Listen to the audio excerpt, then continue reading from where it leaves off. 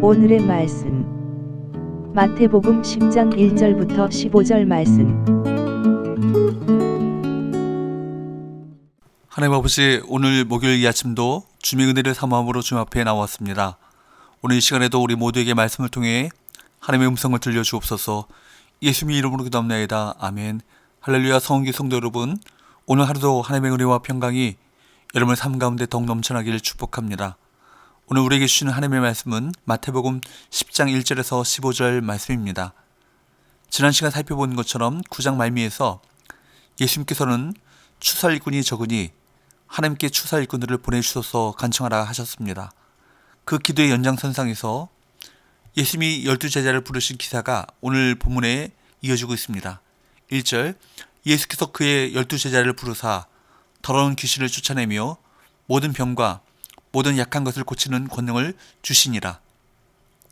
주님께서는 직접 12제자를 부르셨습니다. 왜 그들을 부르셨습니까? 당신의 사역에 동참시키기 위해서였습니다.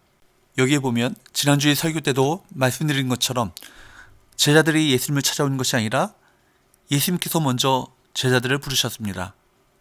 예수님의 부르심이 있었기 때문에 그들이 제자의 자리에 설 수 있었던 것입니다. 우리가 주님을 섬기는 예비자로 살아가는 것도, 우리가 주님을 따르는 제자의 삶을 살아가는 것도 하나님의 특별한 부르심이 있었기 때문입니다. 하나님께서는 놀라운 은혜로 우리를 부르셨습니다. 하나님께서 우리를 어떻게 생각하고 계시는지를 조금만 느껴도 신앙생활 가운데 불평이 나올 수 없습니다. 흔들릴 이유가 없는 것입니다. 그러므로 제자의 삶을 살아가는 것, 말씀드린 것처럼 이것은 특권이요 기쁨인 것입니다. 주님께서 친히 직접 부르셨기 때문입니다. 오늘은 이 부르심의 의미에 대해서 묵상해 보고자 합니다. 주님은 제자의 길을 걷는 이들에게 그 일을 감당할 수 있는 능력을 주십니다. 먼저 더러운 귀신을 쫓아내는 권세입니다. 이는 예수님의 제자라면 영적 전쟁을 치러야 함을 의미합니다. 그 다음 모든 병과 약한 것을 고치는 권능입니다. 우리는 주님이 주신 치유의 권능으로 영적 질병을 앓는 자들을 돌보아야 합니다. 우리가 잊지 말아야 할 것은 우리 힘이 아니라 주님이 주신 능력으로 일들을 감당할 수 있다는 것입니다. 2절부터 4절까지의 말씀에는 12제자들의 이름이 등장합니다. 2절부터 4절, 12사도의 이름은 이러하니 베드로라 하는 시몬을 비롯하여 그의 형제 안드레와 세베대의 아들 야고보와 그의 형제 요한, 빌립과 바돌로메, 도마와 세리마테, 알피의 아들 야고보와 다데오, 가나나인 시몬 및 가룟유다, 곧 예수를 판 자라. 여기 제자들을 보면 하나 되기 힘들 것 같은 부류의 사람들, 기질이 저마다 다른 사람들이 한 공동체가 되었습니다. 우리 교회에도 다양한 성도들이 있습니다. 중요한 것은 주님이 다양한 사람들을 한 공동체 안으로 부르셨다는 것입니다. 우리는 서로 다름으로 빚어지는 갈등이 있더라도 우리를 하나로 부르신 주님께 집중하여 더욱 연합하고 사역을 계속해 나가야 합니다. 특별히 사절에 보면 가룟유다에 대해서만 곧 예수를 판 자더라 라고 따로 설명이 붙어 있습니다. 그는 제자가 되는 특권을 누렸고 공동체에서 중요한 일도 맡았습니다. 그러나 그는 결국 실패하고 맙니다. 예수 그리스도께서 제자로 부르신 엄청난 기회를, 이 기회를 받았음에도 불구하고 그는 부르심의 가치를 알지 못해 실패하고 말았습니다. 그런데 우리도 이럴 수 있습니다. 제자로 부르신 은혜가 얼마나 귀한지 깨닫지 못하면 주님의 사역에 동참하기는커녕 주님을 배반할 위험이 있습니다. 5절, 예수께서 이 12를 내보내시며 명하여 이르시되 이방인의 길로도 가지 말고 사마리아인의 고로도 들어가지 말고. 예수께서 이 12를 내보내시며, 우리 예수님께서는 12제자를 부르셨고 이들을 사역의 현장으로 보내셨습니다. 4절에서 제자들을 보내심을 받은 자의 뜻의 그 사도라고 마태가 그 이름을 붙인 것도 예수님께서는 이 세상 가운데로 우리를 보내시기 위해 부르시기 때문입니다. 그런데 여기에 보면 아직 훈련이 필요한 이들을 보내셨습니다. 여기서 우리는 사역이 이론만으로 이루어지는 것이 아님을 알 수 있습니다. 우리는 직접 현장에서 배우고 단련되어야 합니다. 더구나 사역은 성령님이 함께 하시는 것이기에 담대하게 나아가야 할 필요가 있습니다. 뿐만 아니라 이방인의 길로도 가지 말고 사마리아인의 고을로도 들어가지 말고 라는 말을 오해하지 마십시오. 이방 선교를 하지 말라는 말이 아닙니다. 복음이 확산되는 것은 마치 빛이 가까운 데서 먼 곳으로 퍼져나가는 것처럼 복음도 나로부터 출발해 가정으로, 이웃으로, 민족으로, 세계 열방으로 확산되어 간다는 것을 말씀하시는 것입니다. 그리고 그들이 전파해야 할 메시지는 무엇입니까? 7절 가면서 전파하여 말하되 천국이 가까이 왔다 하고, 제자들이 전해야 할 메시지는 천국이 가까이 왔다는 것입니다. 복음은 시급성을 지니고 있습니다. 긴박감을 느끼는 제자가 복음을 전파합니다. 8절 병든 자를 고치며 죽은 자를 살리며 나병한 자를 깨끗하게 하며 귀신을 쫓아내되 너희가 거저받았으니 거저주라. 또 제자는 예수 그리스도께서 하셨던 그 사역을 동일하게 행해야 합니다.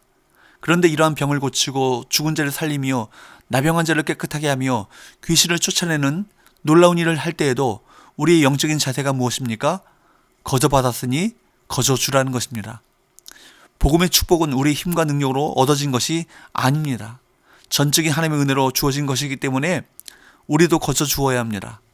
9절 10절 너희 전대에 금이나 은이나 동을 가지지 말고 여행을 위하여 배낭이나 두벌 옷이나 신이나 지팡이를 가지지 말라. 이는 일꾼이 자기의 먹을 것 받는 것이 마땅합니다.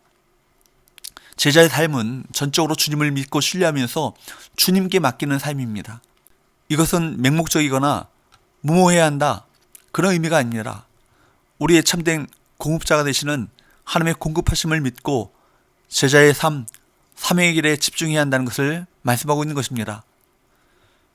주님의 제자는 거저주기도 하지만 10절 말씀에 보면 이런 대가를 받기도 합니다. 또 11절 어떤 성이나 마을에 들어가든지 그 중에 합당한 자를 찾아내어 너희가 떠나기까지 거기서 머물라.